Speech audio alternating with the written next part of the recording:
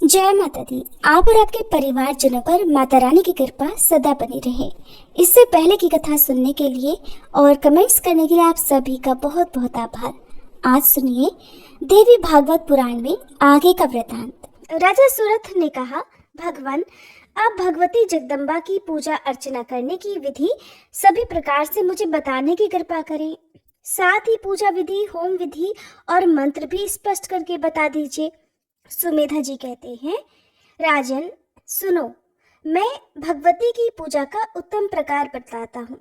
इसके प्रभाव से मनुष्यों की सभी इच्छाएं पूर्ण हो जाती हैं। वे परम सुखी, ज्ञानी और मोक्ष के अधिकारी बन जाते हैं। मनुष्य को चाहिए कि पहले विधि पूर्वक स्नान करके पवित्र होकर स्वच्छ वस्त्र धारण कर ले, सावधानी से आचमन करे। इस प्रकार सबसे पहले अपना शरीर पवित्र कर लेना चाहिए। फिर धुली हुई और लिपी हुई भूमि पर उत्तम आसन बिछा ले। उस पर बैठकर बड़ी प्रसन्नता के साथ 3 बार विधिवत आचमन करें। अपनी शक्ति के अनुसार पूजन की सामग्रियां अपने पास रख ले। प्राणायाम करने के बाद भूत शुद्धि करें। मंत्र पढ़कर सभी सामग्रियों पर जल के छींटे दे। फिर प्राण प्रतिष्ठा करें। समय का ज्ञान अवश्य रखना चाहिए। विधि पूर्वक मात्र का न्यास करें। तांबे का एक पवित्र पात्र चाहिए। उसमें सफेद चंदन या फिर अष्टगंध से पट्टी कोण यंत्र लिखें। उसके बाहर अष्टकोण यंत्र लिखना चाहिए। निर्वाण मंत्र के 8 बीज अक्षर 8 कोणों में लिखे जाएं। नवा अक्षर कर्णिका के मध्य भाग में लिखा जाता है। फिर वेद में बताई हुई विधि के अनुसार उस यंत्र की प्राण प्रतिष्ठा होनी चाहिए। यंत्र ना हो तो भगवती की धातुमयी प्रतिमा बनवाने का विधान है। राजन, यामल आदि तंत्र ग्रंथों में पूजन के जो मंत्र कहे गए हैं उनका उच्चारण करके यत्न पूर्वक भगवती की पूजा करनी चाहिए। खूब सावधान होकर वेदोक्त विधि से विधिवत पूजा करने के बाद निर्वाण मंत्र का जप करें। मन भगवती के ध्यान से कभी अलग ना हो। दशांश हवन करें। हवन का दशांश तर्पण और उसका दशांश ब्राह्मण भोजन होना चाहिए। प्रतिदिन 3 चरित्रों का पाठ होना चाहिए। फिर विसर्जन करना चाहिए। विधि के साथ नवरात्र व्रत करने का भी विधान है। राजन, कल्याण चाहने वाले भक्त को चाहिए अश्विन और चैत्र के शुक्ल पक्ष में नवरात्रि व्रत करे। हवन विस्तार पूर्वक होना चाहिए। अनुष्ठान में लिए हुए मंत्र पढ़कर पवित्र खीर से हवन करें।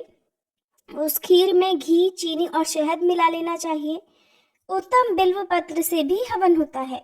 शक्कर मिश्रित तिल से भी हवन करने की बात कही गई है।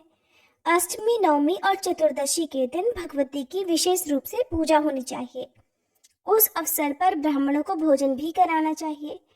ऐसा करने से निर्धन व्यक्ति धनवान हो जाता है। रोगी के रोग दूर हो जाते हैं। संतानहीन को सदा पिता की आज्ञा में तत्पर रहने वाले सुपुत्र प्राप्त होते हैं। राज्यच्युत राजन को अखिल भूमंडल का राज्य सुलभ हो जाता है।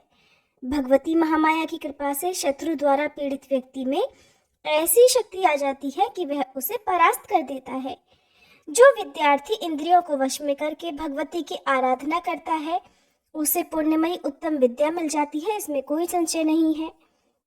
ब्राह्मण, क्षत्रिय, वैश्य या फिर शूद्र सभी भगवती जगदम्बा की पूजा के अधिकारी हैं। भक्ति पूर्वक पूजा करनी चाहिए, फिर तो वह सभी सुखों का भागी हो सकता है। जो स्त्री या फिर पुरुष भक्ति में तत्पर होकर नवरात्र व्रत करता है उसका मनोरथ कभी विफल नहीं रह सकता। आश्विन शुक्ल पक्ष के उत्तम नवरात्र को जो भक्ति भाव के साथ करता है उसकी सभी कामनाएं सिद्ध हो जाती हैं। विधिवत मंडल बनाकर पूजा के स्थान का निर्माण करना चाहिए। फिर वेद के मंत्र की विधि से कलश की स्थापना करें। यंत्र को ठीक से रखने के बाद उसके ऊपर कलश रख दें। कलश के चारों ओर उत्तम जौ बोने चाहिए। ऊपर चांदनी लगा देनी चाहिए। फूलों के हारों से चांदनी सुशोभित हो। जहाँ भगवती की स्थापना की जाए वह घर धूप दीप से सदा संपन्न रहना चाहिए। प्रातः, मध्याह्न और संध्या तीनों समय भगवती की पूजा करें। देवी चंडिका के पूजन में शक्ति के अनुसार पर्याप्त धन व्यय करें। कंजूसी नहीं करनी चाहिए। धूप, दीप, नैवेद्य, फल, फूल, गीत, वाद्य, स्तोत्र पाठ और वेद पारायण, इन सभी उपचारों से देवी का पूजन संपन्न होता है। अनेकों प्रकार के बाजे बजाएं और उत्तम उत्सव मनाएं। कन्याओं का विधिवत पूजन करें। वस्त्र, आभूषण, चंदन, अनेक प्रकार के भोज्य पदार्थ, सुगंधित तेल और हार, मन को प्रसन्न करने वाली इन सामग्रियों से कन्याओं की पूजा करें।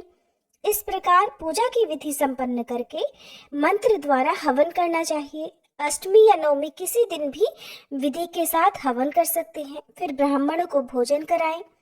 नवरात्र व्रत का पारण 10वें दिन करना चाहिए। भक्तिनिष्ठ राजा अपनी शक्ति के अनुसार धन का दान करे। इस प्रकार जो पुरुष श्रद्धापूर्वक नवरात्र व्रत करता है या सधवा या विधवा पतिव्रता स्त्री करती है तो उन्हें इस लोक में सुख और मनोवांछित भोग सुलभ हो जाते हैं और शरीर छोड़ने पर वे दिव्य स्थान प्राप्त करते हैं। दूसरे जन्म में भी भगवती जगदम्बा की ठीक वैसे ही भक्ति हृदय में भर जाती है। व्रती पुरुष का उत्तम कुल में जन्म होता है। वह सदाचारी जीवन बिताता है। ये नवरात्र व्रत सभी व्रतों में श्रेष्ठ कहे गए हैं। इस व्रत के करने से प्राणी समस्त सुखों के भागी हो जाते हैं। राजन, तुम इसी विधि के अनुसार भगवती चंडिका की आराधना करो, फिर तो तुम्हारे सभी शत्रु परास्त हो जाएंगे और तुम सर्वोत्तम राज्य पा जाओगे। राजन, तुम्हारा शरीर परम सुखी हो जाएगा। तुम्हारे भवन में दुख नहीं ठहर सकेंगे। फिर तुम्हारे स्त्री और पुत्र भी तुम्हें मिल जाएंगे, इसमें भी कोई संदेह नहीं है। आदरणीय वैश्य, अब तुम भी इन्हीं भगवती महामाया की आराधना करो। ये विश्व की अधिष्ठात्री हैं। सभी मनोरथ पूर्ण करना इनका स्वभाव ही है। सृष्टि और संहार कार्य इन्हीं से संपन्न होते हैं। भगवती की कृपा हो जाने पर बंधु बांधव तुम्हारा आदर करेंगे। फिर इस संसार के सभी सुख भोगने के बाद देवी के पावन लोक में तुम वास करोगे, इसमें कोई संशय नहीं है। जो भगवती की उपासना नहीं करते हैं उन्हें घोर नरक में जाना पड़ता है। राजन, अनेक प्रकार के रोगों से ग्रस्त होकर वे संसार में दुख भोगते हैं। शत्रुओं से उनकी हार हो जाती है। स्त्री और पुत्र से वियोग हो जाता है। तृष्णा सताने लगती है। वे बुद्धि से कुछ भी निर्णय नहीं कर पाते। जो बेलपत्र, करवीर, कमल और चंपा आदि फूलों से भगवती जगदम्बा की पूजा करते हैं उन्हें बहुत सुखी जीवन भोगने का शुभ अवसर प्राप्त होता है। भगवती की भक्ति में तत्पर रहने वाले वे पुरुष धन्यवाद के पात्र हैं जो वेदोक्त मंत्रों द्वारा देवी की आराधना करते हैं। वे मनुष्य इस लोक में धनवान, सभी शुभ गुणों के भंडार और राजाओं के सिरमौर होते हैं। व्यास जी कहते हैं, समाधि वैश्य और राजा सूरत बड़े दुखी थे। सुमेधा मुनि की बात सुनकर उन्होंने मस्तक झुका दिया। उनके रोम रोम में नम्रता भर गई। हर्ष के कारण उनके नेत्र खिल उठे और हृदय में भक्ति जाग गई। फिर बात करने में परम कुशल वे दोनों व्यक्ति शांति पूर्वक हाथ जोड़कर कहने लगे, भगवान, आपके मुखारविंद से निकली हुई वाणी ने तो हमें पवित्र कर दिया है। हम अनाथों के अंतःकरण की जलन भी शांत हो गई है। गंगा जी से पवित्र हुए राजा भगीरथ की तरह हम भी पवित्र बन गए। जगत में साधु पुरुषों का उद्देश्य दूसरों का उपकार करना ही होता है। उन आत्माराम पुरुषों में कोई कृत्रिम गुण नहीं होते। वे सभी प्राणियों को सहज ही सुखी बनाया करते हैं। महाभाग, पूर्व पुण्य के प्रसाद से हमें आपका यह पवित्र आश्रय प्राप्त हुआ है।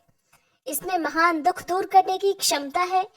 अपने स्वार्थ में तत्पर रहने वाले मनुष्य तो जगत में बहुत सारे हैं, किंतु आप जैसे दूसरों का उपकार करने में निपुण व्यक्ति कहीं कोई ही मिलते हैं। मुनिवर, हम दोनों व्यक्ति संसार में अत्यंत संतप्त थे, दुखी थे। आपके आश्रम में आते ही हमारा ये दुख दूर हो गया। विद्वान, आपके दर्शन मात्र से ही हमारे सारे दुख दूर हो गए। आपकी वाणी सुनने से अब हमारा शारीरिक और मानसिक दुख भी शांत हो गया। ब्राह्मण, आपकी अमृतमयी वाणी से हम धन्य और कृतार्थ हो गए। कृपा सिंधु, आपकी कृपा ने हमारा अंतःकरण पवित्र बना दिया। साधु, इस संसार सागर में थककर हम डूब रहे हैं, ये जानकर मंत्र प्रदान द्वारा हाथ पकड़कर आप हमारा उद्धार कर दीजिए। आप कठिन तपस्या करने के बाद सुखदायिनी भगवती जगदम्बा की आराधना करके फिर हम आपके दर्शन करेंगे। आपके श्रीमुख से देवी का नवाक्षर मंत्र हमें मिल जाना चाहिए। इसके बाद व्रत में लगकर उपवास करते हुए हम लोग उस मंत्र का जप करेंगे। व्यास जी कहते हैं, इस प्रकार राजा सुरथ और वैश्य ने प्रार्थना की और उनके प्रार्थना करने पर मुनिवर सुमेधा ने ध्यान बीज के साथ नवाक्षर मंत्र का उन्हें उपदेश दिया। मंत्र मिल जाने पर मुनि के प्रति उनकी गुरु निष्ठा बन गई। इसके बाद वे एक श्रेष्ठ नदी के तट पर चले गए और वहां उन्होंने एक निर्जन एकांत स्थान में आसन लगा लिया। वे अपने मन को स्थिर करके बैठ गए और शांत होकर जप में लीन हो गए। तीनों चरित्रों का पाठ करना उनका नित्य नियम बन गया। इस प्रकार ध्यान करते हुए उन्होंने 1 महीने का समय बिता दिया। इसके बाद भगवती के चरण कमलों में उनकी अपार श्रद्धा उत्पन्न हो गई। उनकी बुद्धि में किसी प्रकार का संकल्प विकल्प नहीं रहा। सुमेधा मुनि बड़े महात्मा पुरुष थे। कभी कभी सुरथ और समाधि उनके पास जाते और चरणों में मस्तक झुकाकर लौट आते थे, फिर आसन लगाकर बैठ जाते थे। उनके लिए कहीं भी कोई दूसरा काम ही नहीं रह गया। देवी के ध्यान में निरंतर लगे रहकर वे सदा मंत्र का जप किया करते थे। राजा ने इस प्रकार तपस्या करते हुए 1 वर्ष का समय पूरा हो गया। अब तक वे कुछ फल खा लेते थे, पर अब वे फल छोड़कर केवल सूखे पत्ते खाकर रहने लगे। यूं सूखे पत्ते खाकर राजा सुरथ और समाधि वैश्य ने 1 वर्ष तक कठिन तपस्या की। वे इंद्रियों को वश में करके जप और ध्यान में लीन रहते। 2 वर्ष की अवधि समाप्त हो जाने पर एक समय स्वप्न में भगवती जगदम्बा के मनोहर दर्शन उन्हें प्राप्त हुए। भगवती जगदम्बा लाल रंग का वस्त्र पहने हुई थी। सुंदर आभूषणों से उनके सर्वांग विभूषित थे। स्वप्न में देवी के दर्शन पाकर राजा सुरथ और समाधि के मन में प्रीति की धारा उमड़ पड़ी। अब वे निर्जल रहकर तपस्या करने लगे। 3रा वर्ष भी इस प्रकार समाप्त हो गया। इस तरह 3 वर्ष तक तपस्या करने के बाद समाधि और राजा सुरथ का मन भगवती जगदम्बा का साक्षात दर्शन करने के लिए छटपटाने लगा। अब वे इस निर्णय पर पहुंचे कि देवी का प्रत्यक्ष दर्शन ही मनुष्यों को शांति प्रदान करने वाला है। हमें अगर वह नहीं मिला तो हम अत्यंत दुखी होकर शरीर का त्याग कर दें। ऐसा निश्चय करके कठिन तप करने पर भगवती ने राजा सुरथ और समाधि वैश्य को प्रत्यक्ष दर्शन भी दिए। उस समय वे अत्यंत दुखी थे और प्रीति के कारण उनका मन विक्षिप्त सा हो रहा था। तब दर्शन देकर देवी बोली, राजन, तुम्हारे मन में जो कुछ भी पाने की इच्छा हो वह मांगो। मैं तुम्हारी तपस्या से संतुष्ट हो गई हूँ। मैं समझ गई हूँ कि तुम मेरे भक्त हो। इसके बाद देवी ने समाधि वैश्य से कहा कि महामते, मैं प्रसन्न हो गई। तुम्हारे मन की क्या इच्छा है कहो, मैं अब उसे पूर्ण करने के लिए तत्पर हूँ। व्यास जी कहते हैं, देवी की बात सुनकर राजा सुरथ का सर्वांग प्रसन्नता से खिल उठा।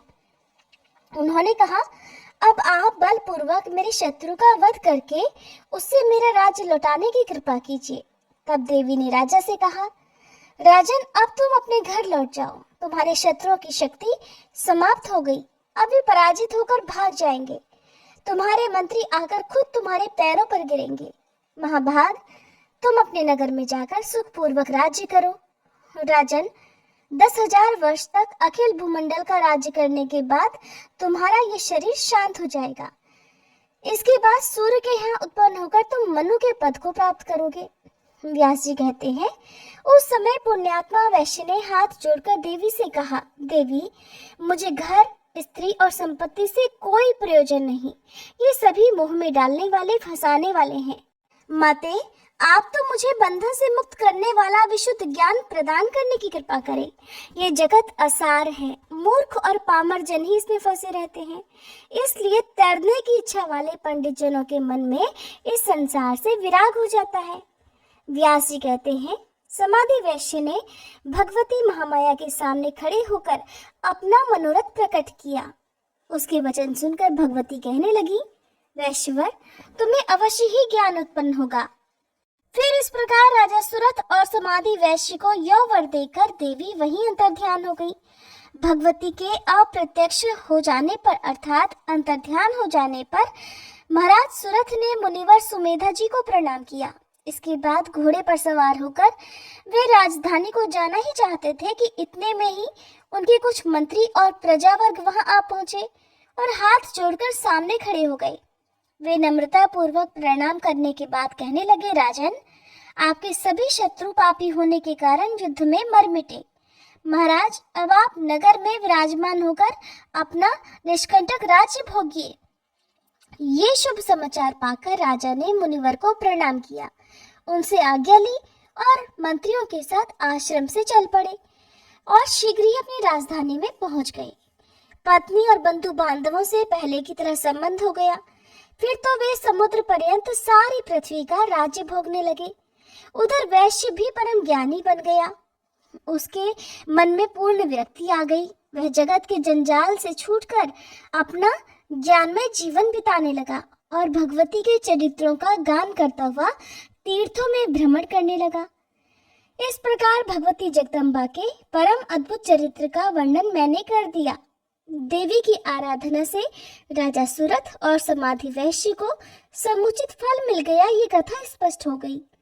इस उपाख्यान में दैत्यों का वध और देवी के परम पवित्र अवतार का वर्णन है। यूं भक्तों को अभय प्रदान करने वाली देवी प्रकट हुई। जो मनुष्य इस उत्तम प्रसंग को निरंतर सुनता है उसे सांसारिक अद्भुत सुख प्राप्त होते हैं, ये बात सर्वथा सत्य है। इस अत्यंत अलौकिक पवित्र उपाख्यान के सुनने से ज्ञान, मोक्ष, यश और सुख सभी सुलभ हो जाते हैं, इसमें कोई भी संशय नहीं। मनुष्यों के सभी मनोरथ पूर्ण करने वाली ये कथा सभी धर्मों से ओतप्रोत है। इसे धर्म, अर्थ, काम और मोक्ष का परम कारण माना गया है। सूत जी कहते हैं, सत्यवती नंदन व्यास जी संपूर्ण अर्थ तत्व के पूर्ण जानकार थे। राजा जन्मेजय के प्रश्न करने पर उन्होंने इस दिव्य संहिता का उद्घाटन किया है। महाभाग व्यास जी बड़े दयालु थे। उनके प्रवचन में भगवती चंडिका का वह चरित्र स्पष्ट हो गया जो शुंभ के वध से संबंध रखता था। मुनिवरों, पुराणों की यह सार बात मैंने तुम्हें बतला दी। जय माता दी। आज के अध्याय में बस इतना ही। इसके आगे की कथा आप सभी अगले अध्याय में जरूर सुनिएगा। तो आइए दोस्तों, अब हम सीता नितनेम की कहानी सुनते हैं, जिसे सीता माता कहती थी और प्रभु श्री राम सुना करते थे।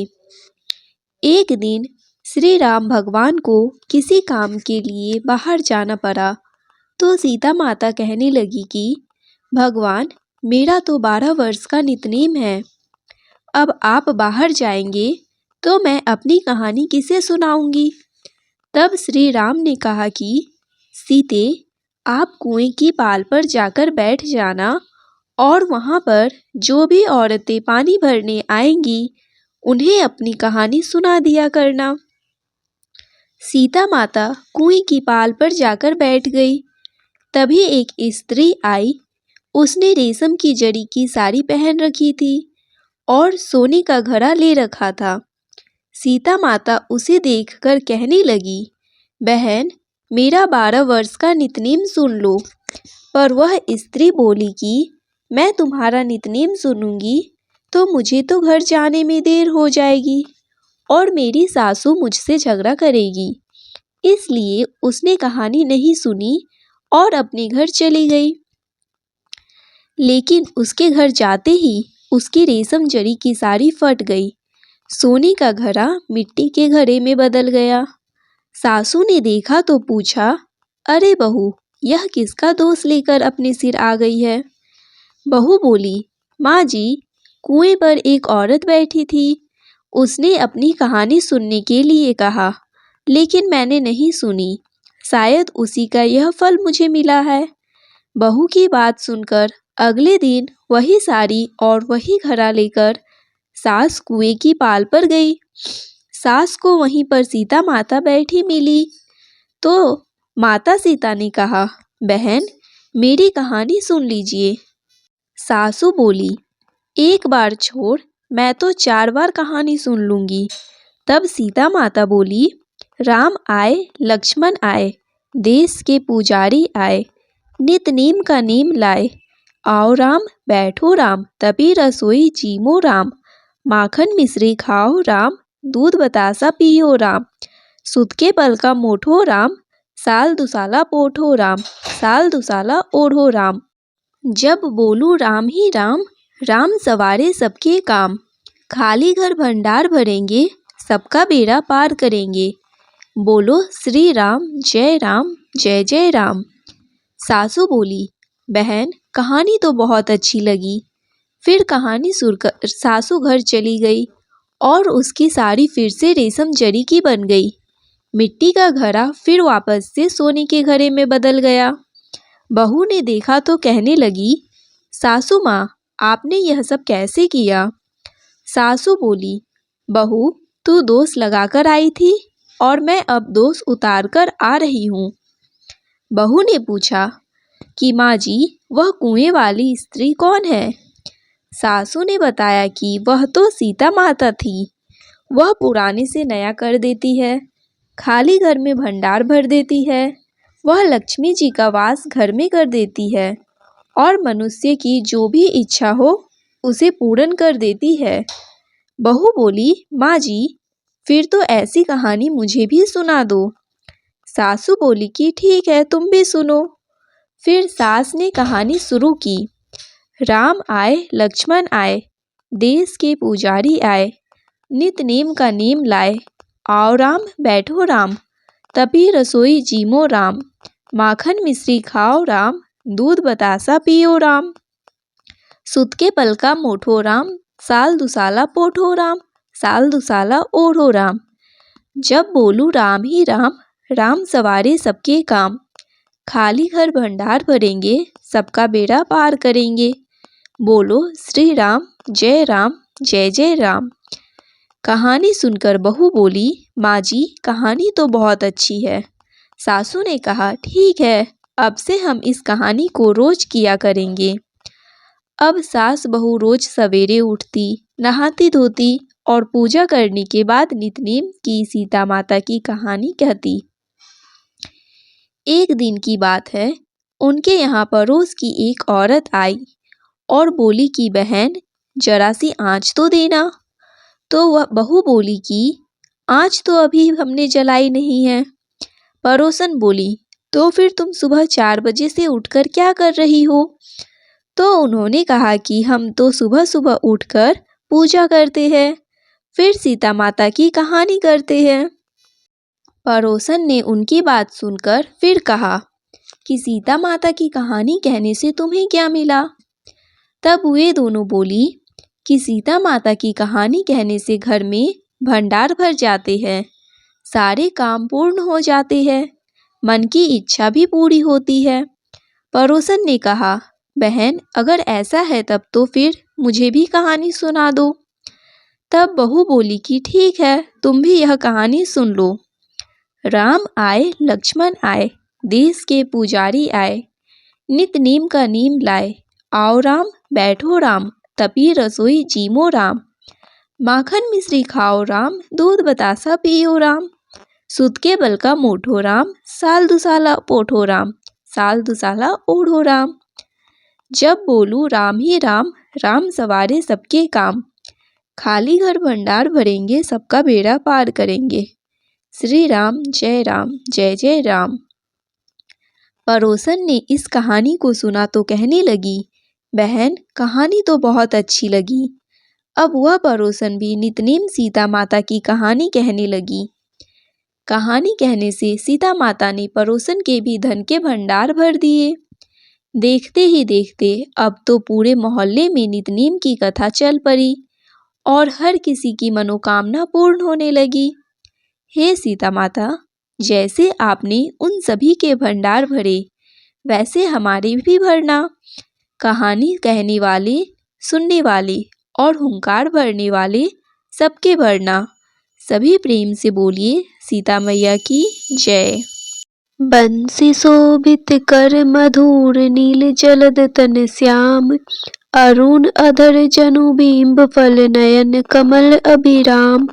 पूर्ण इंद्र अरविंद मुख पीतांबर शुभ साज, जय मनमोहन मदन छवि कृष्ण चंद्र महाराज। जय यदुनंदन जय जगवंदन, जय वासुदेव देवकी नंदन। जय यशोदा सुत नंदन दुलारे, जय प्रभु भक्तन के सतहतारे। जय नट नागर नागन थैया, कृष्ण कन्हैया धेनु चरैया। पुनि नख पर परुपु गिरिवर धारो, आओ दीनन कष्ट निवारो, आओ दीनन कष्ट निवारो। वंशी मधुर अधर धरि टेरो, होवे पूर्ण विनय यह मेरो, होवे पूर्ण विनय यह मेरो।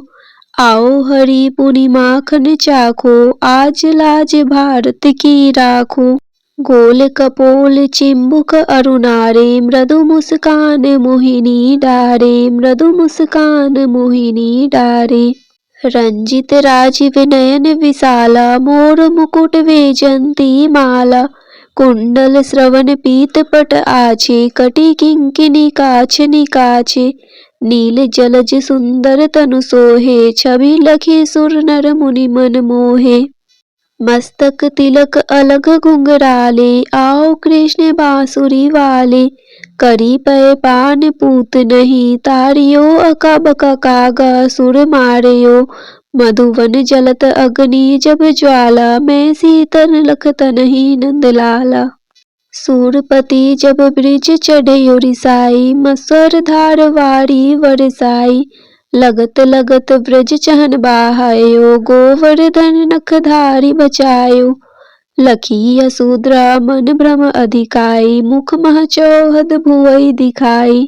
दुष्ट कंस अति उद्यम मचायो, कोटि कमल जब फूल मंगायो। नाथि कालहिनी तुम तिलीनहा, चरण चिन्ह दे निर्भय किन्हे। करी गोपीन संग रास विलासा, सबकी पूरन करी अभिलाषा। कीतिक महा असुर संहारयो, कंस ही केस पकड़ी दे मारयो। मात पिता की बंदई छुड़ाई, उग्रसेन कह राज दिलाई। वहीं से मृतक छयो सुत लायो, मातु देव की शोक मिटायो। भौमासुर मुर दैत्य संहारी, लाए षट दस सहस कुमारी।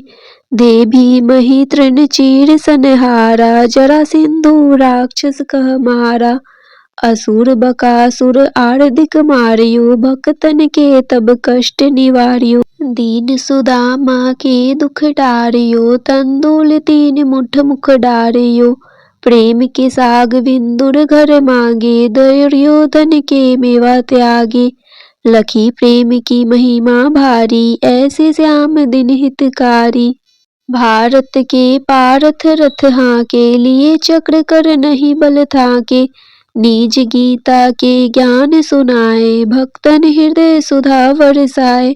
मीरा थी ऐसी मतवाली, विष पी गई बजा कर ताली। रान भेजा सांप पिटारी, सालिग्राम बने बनवारी। निज माया तुम विधि ही दिखायो, उड़ते संयम सकल मिटायो। तब सत निंदा करी तत्काला, जीवन मुक्त भयो शिशुपाला। जब ही द्रौपदी टेर लगाई, दीनानाथ लाज अब जाई। तुरत ही वसन बने नंदलाला, बड़े चीर में भीरी अरि मुँह काला। अस अनाथ के नाथ कन्हैया, डूबत भवंबर बचावड नैया। सुंदर दास आ उड़धारी, दया दृष्टि कीजे बनवारी। नाथ सकल मम कुमति निवारो, क्षम हो बेगी अपराध हमारो। खोलो पट अब दर्शन दीजे, बोलो कृष्ण कन्हैया कीजे। यह चालीसा कृष्ण का पाठ करे उड़धारी, अष्ट सिद्धि नवनिधि फल लहे पदारथ चारी। इति श्री कृष्ण चालीसा संपूर्ण। श्री तुलसी चालीसा पाठ। जय जय तुलसी माता, सब जग की सुखदाता। विष्णु प्रिय भवानी, पूजत हरि हर ज्ञानी। नमो नमो तुलसी महारानी, नमो नमो तुलसी महारानी। पाप नाशिनी पुण्य प्रदानी, सब जग की हो सुखदानी। नमो नमो तुलसी महारानी, सब जग की हो सुखदानी, सब जग की हो सुखदानी। जय तुलसी जग की सुखदानी, जय तुलसी जग की सुखदानी। पाप नाशिनी पुण्य प्रदानी, सब जग की हो सुखदानी। पाप नाशिनी पुण्य प्रदानी, सब जग की हो सुखदानी, सब जग की हो सुखदानी। नर नारी जो तुलसी ध्यावे, सब सुख संपत्ति पूर्ण पावे।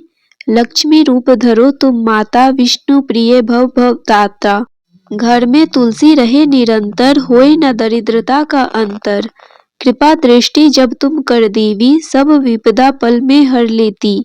तुलसी पूजन जो नर नारी, करे सदा सुख संपत्ति भारी। कष्ट न आवे रोग न बाधा, सदा रहे सुख सौख्य साधा।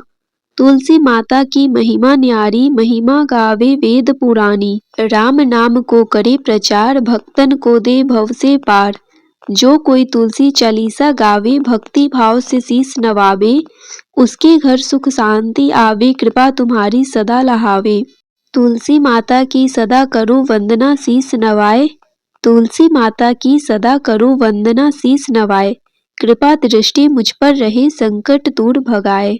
कृपा दृष्टि मुझ पर रहे, संकट दूर भगाए।